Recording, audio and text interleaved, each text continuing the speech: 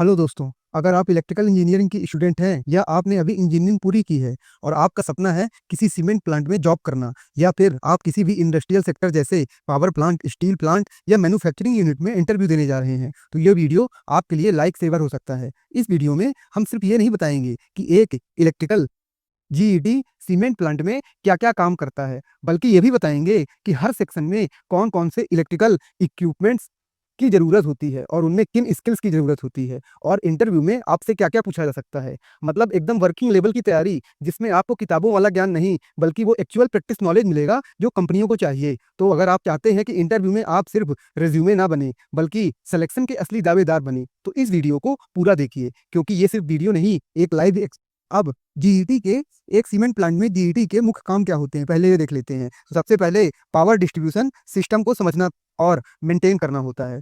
Plant में 33 केवी, 11 केवी, 6.6 केवी और 415 volt supply होती है।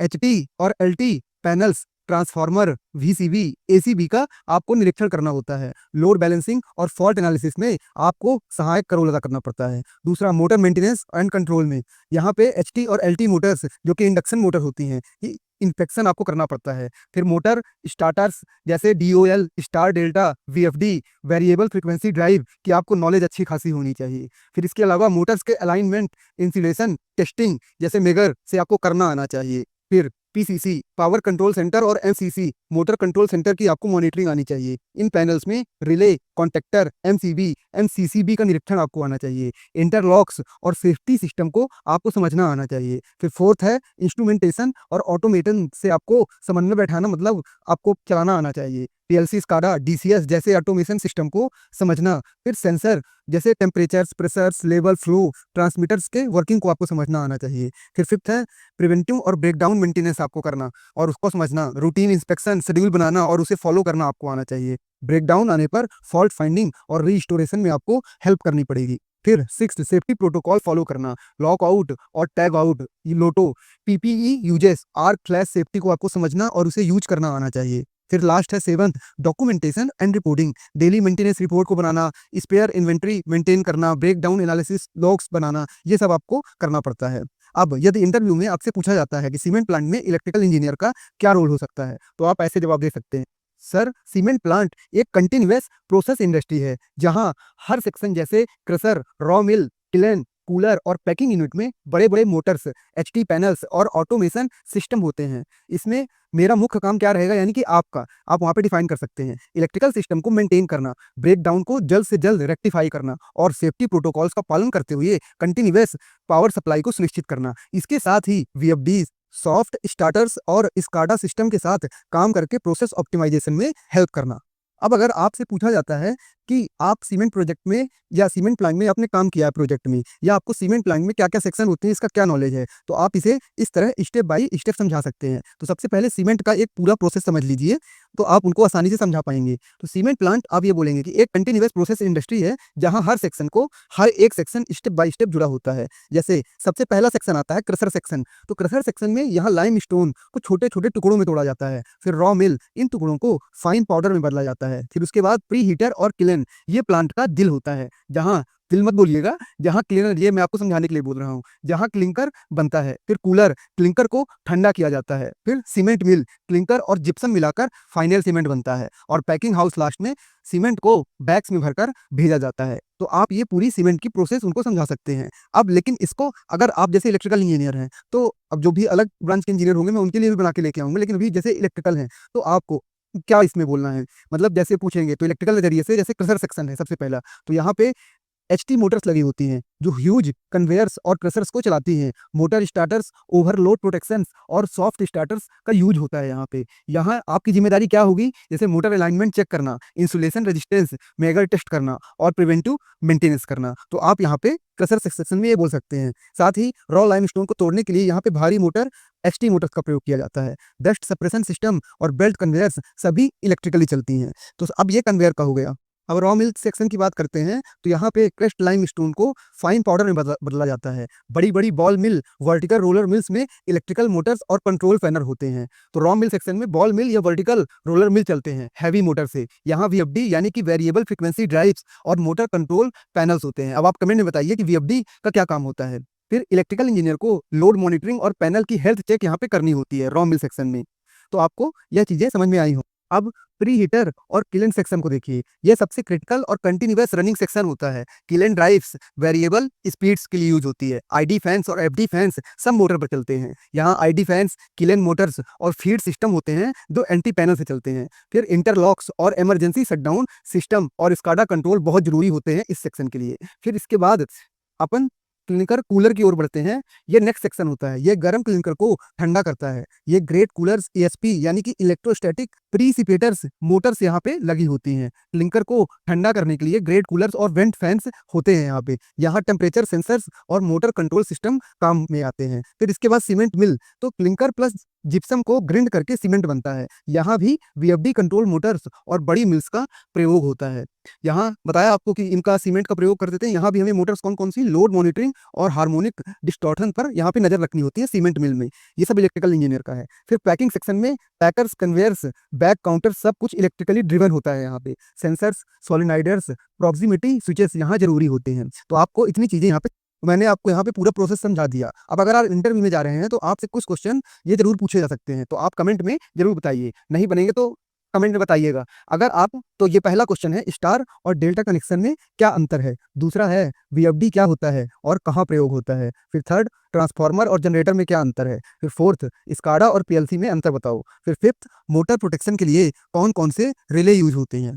फिर ये तो इलेक्ट्रिकल उससे आपने पूछ लिया, अब वो प्लांट स्पेसिफिक भी पूछ सकता है। तो ये जो एक्सपीरियंस लोग भी हैं, कुछ समय से प्लांट में काम कर रहे हैं, दूसरी जगह इंटरव्यू देना है, तो ये क्वेश्चन उनसे पूछा जा सकता है। और प्रेशर से तो पूछा ही जा सकता है कि आपने सीमेंट प्लांट में कौन कौन से मोटर देखे हैं। आप ये वीडियो देख के ये भी आप वहाँ पे इंप्रेस कर सकते हैं कि सर मैंने काम किया है, और नहीं तो मैंने ऑपरेशन समझा है।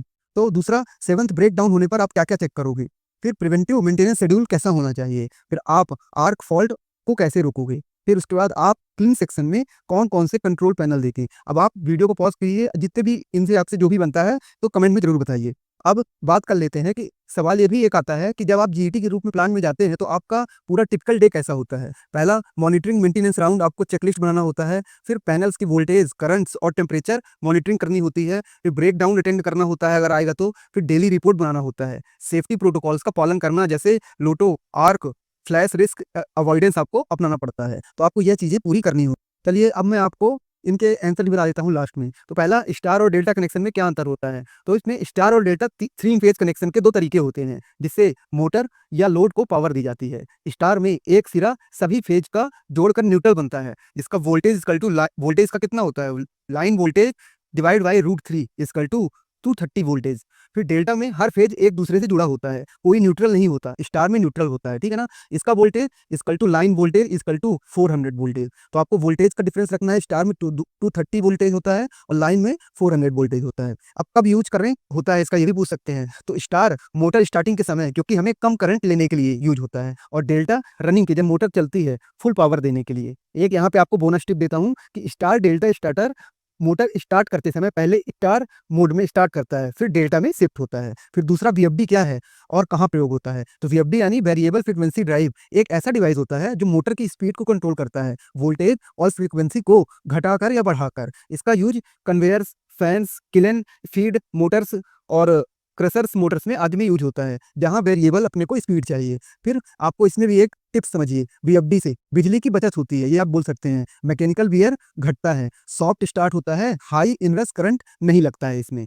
अब यहाँ पे एक और टिप समझिए कि वीएफडी में PWM टेक्निक का यूज होता है, जिससे मोटर की स्मूथ वोल्टेज वेव फॉर्म मिलती है आपको। फिर थर्ड है, ट्रांसफार्मर और जनरेटर में क्या अंतर है। ये तो बहुत बेसिक सा क्वेश्चन है। ट्रांसफार्मर वोल्टेज लेवल बदलता है, AC टू AC, पर पावर नहीं बदलता। जनरेटर मैकेनिकल एनर्जी को इलेक्ट्रिकल एनर्जी में बदलता है। अब दोनों में की डिफरेंस क्या है। ट्रांसफार्मर पैसिव डिवाइस है, कोई पावर जनरेट नहीं करता। जनरेटर एक्टिव है, पावर बनाता है। ट्रांसफार्मर में एफिशिएंसी बहुत हाई होती है, लगभग 98%, और कोई मूविंग पार्ट नहीं होता। जनरेटर में अल्टरनेटर होता है और एक्साइटेशन सिस्टम इसमें जरूरी होता है। फिर फोर्थ है, स्काडा और पीएलसी में अंतर। ये भी बहुत इजी क्वेश्चन है। पीएलसी क्या है, प्रोग्रामेबल लॉजिक कंट्रोलर। तो एक हार्डवेयर होता है जो फील्ड डिवाइसेस से इनपुट लेकर आउटपुट कंट्रोल करता है, जैसे मोटर ऑन ऑफ करना। स्काडा जो है, इसका फुल फॉर्म है supervisory control and data acquisition. एक सॉफ्टवेयर सिस्टम है जो पूरे प्लांट की निगरानी, मॉनिटरिंग और डेटा लॉगिंग करता है। अब रिलेशन क्या है, पीएलसी फील्ड कंट्रोल से करता है, मतलब आप फील्ड में है तो पीएलसी से कंट्रोल करेंगे। स्काडा ऑपरेटर को रियल टाइम इंफॉर्मेशन देता है, प्लस डेटा रिकॉर्ड रखता है। स्काडा में HMI यानी कि ह्यूमन मशीन इंटरफेस होता है, जिससे ऑपरेटर को सब कुछ स्क्रीन पर दिखाई देता है। आप ये बोल सकते हैं कि मैंने देखा है कि स्काडा सिस्टम सीमेंट प्लांट में क्लीन कूलर सेक्शन में ऑटोमेशन और ट्रेंड एनालिसिस के लिए बहुत ज़रूरी होता है। फिर फिफ्थ क्वेश्चन, मोटर प्रोटेक्शन के लिए कौन-कौन से रिले यूज़ होते हैं? तो ओवरलोड रिले जो ज़्यादा करंट से बचाता है। दूसरा है अर्थ फॉल्टी रिले, लीक हो रहे करंट को डिटेक्ट करता है। कौन सा? अंडर अर्थ फॉल्टी रिले लीक हो रहे करंट को डिटेक्ट कर लेता है। फिर उसके बाद under over voltage relay voltage variation से बचाता है। फिर थर्मल रिले गर्मी से बचाने के लिए यूज होता है। फिर फेज फेलियर रिले कोई एक फेज गायब होने पर मोटर को बचाता है। मॉडर्न एमसीसी पैनल्स में मल्टीफंक्शनल डिजिटल रिले होता है जो सभी प्रोटेक्शन एक ही में दे देता है। फिर जो प्लांट स्पेसिफिक क्वेश्चन थे कि आपने सीमेंट प्लांट में कौन-कौन से मोटर देखे हैं? तो आप देखिए raw mill motors, kiln driver motors, cooler fan motors, ID fan, FD fan motors, bag houses motor, crusher motors और कन्वेयर बेल्ट मोटर्स, ये आप सब बोल सकते हैं। फिर इसमें बोनस टिप्स क्या है कि इनमें ज़्यादातर motor squirrel gauge induction motor होती है, आप यही बता सकते हैं। कम मेंटेनेंस वाले और हाई स्टार्टिंग टॉर्क देने वाले होते हैं।